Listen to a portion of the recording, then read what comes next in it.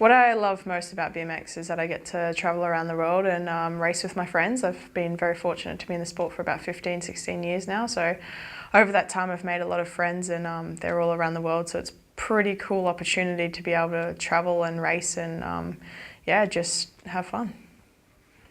Tell us about, in about 30 seconds about your season so far. So just from January until now. This year I've had a bit of a challenging season.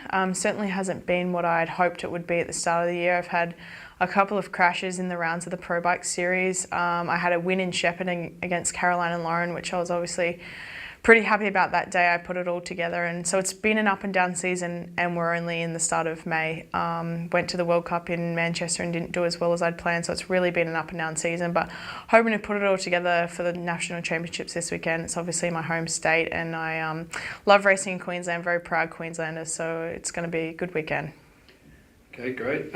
What about in 30 seconds or so again, just what you've achieved in the last year, so both domestically and on the international? In the last year I've made quite a few World Cup main finals and made a podium in Argentina, which is my first podium in the elite category last September. So it's been a pretty good year when I look at it in a calendar year, but obviously we're always focused on the next race and what we can do better. And so sometimes it feels like such long ago, but yeah, looking forward to another big season this year.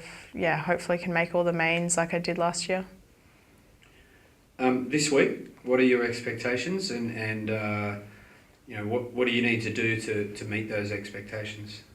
I mean, obviously expectation is at least top 3. I think that's definitely very realistic, being a track that I train on weekly. So obviously I'm going for the national title, and I didn't get to race in Shepparton last year. I had a broken arm from the World Cup prior, so didn't get to race and saw Caroline win the national championship. So I think there's a bit of obviously a bit of friendly rivalry there, and I'd like to get the national title.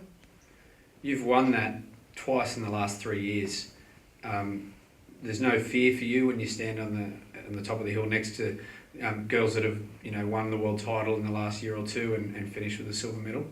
Yeah, I don't know what it is about the national championships, but there's something about racing at home, and it adds an extra element of pressure that we don't experience when we go overseas. It sounds a little bit strange that we would experience more pressure at home than we do overseas, but there's always a lot more going on. So I was fortunate to win the national titles 2 years in a row in 2012 and 13. So hoping to get it back this year, but it's certainly no easy job when we've got, 2 of the highest ranked riders in the world, and Rachel Jones is coming up in the elite category as well. So it's not going to be an easy feat, but yeah, I'd love to win it at home.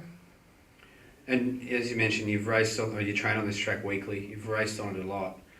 What do you have to do to win here on this particular track? I think it's all about getting a good first straight on this track. Once you lead into that corner, there's not a lot of passing opportunity. It is quite a long track, so as long as you can hold out and not make any mistakes around the track, that's probably the best way to win. But yeah, get to the first corner first, and then it all stays pretty smooth after that.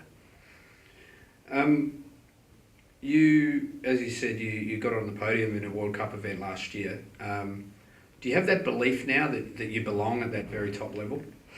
Yeah, the weekend in Argentina where I got my first World Cup podium was a strange feeling. I've actually just felt super in the zone all weekend, and that was probably the feeling that we spend those days training chasing. I obviously know that I can achieve that, and to have that at maybe like a World Championships or an Olympic Games, that's what I perceive as what people talk about of being in the zone. And so hopefully, that's what I'm doing, is trying to chase that feeling again, because I know if I can get that feeling back, then, a top 3 at Olympic Games or a World Championships is not off the table at all.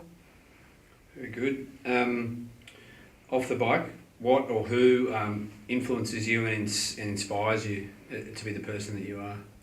I obviously have a very close relationship with my family and my friends on the Gold Coast. My family are up home in Mackay, so they kind of keep me on track and inspired, and we're pretty lucky to have the AOS base down on the Gold Coast, which has a lot of top elite athletes training there day in, day out. So a lot of my close friends group are also elite athletes.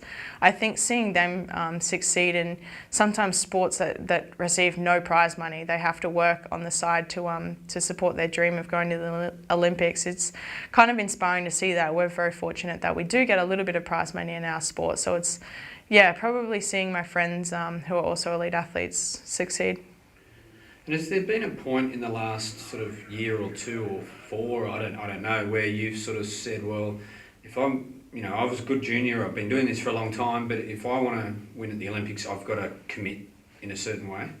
Yeah, I obviously had a lot of success as a junior rider, so to step into the elite and not have as much success straight away was a little bit hard to take, but I knew that sort of that's not the way it goes, and I think the era of elites, juniors coming into elite and succeeding straight away is gone, and it's just such a tough field now that you sort of have to take a step back. And I had a lot of success, and now I've had to really take a step back and say, okay, well, if I'm going to succeed at the Olympics, I really need to step up, and sort of tried to take Caroline's lead a little bit. She's been very successful in basing in Australia and still doing well at international races, so I've sort of tried to simulate what she's doing but put my own twist on it and just try and make that work for me. Okay. What makes you tick? What makes you get up in the morning? And I mean, you like a laugh and to travel and hang out with friends and stuff. But what gets you going?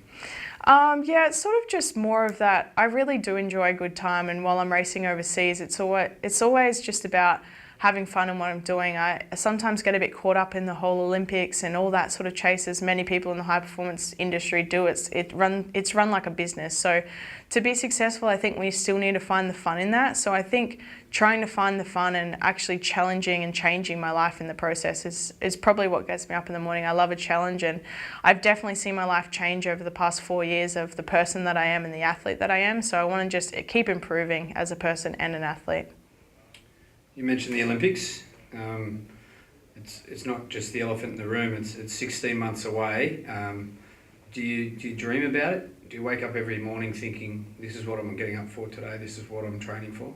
Yeah, it's really, it's a bit surreal that the Olympics are so close now, but I obviously went through the London cycle. I was a reserve for the Australian team, so that's still quite fresh in my memory, what it felt like to sit in the stands and watch that day. There was nothing that I wanted more than to be out there, and at the time I didn't feel like I was ready. I was 19 in my first year elite, so I'm very thankful that I almost in a way didn't get selected for those games because I don't think I was ready, but I think I've had a bit more experience now, and it's so hard to think about the games when they're 16 months away, although that's what we're here for every day. So I'm sort of just taking it one race at a time, because I know last time that it just went so quickly that it was all over before we knew it. So just take one race at a time, and if that puts me on the Olympic Games podium, then so be it.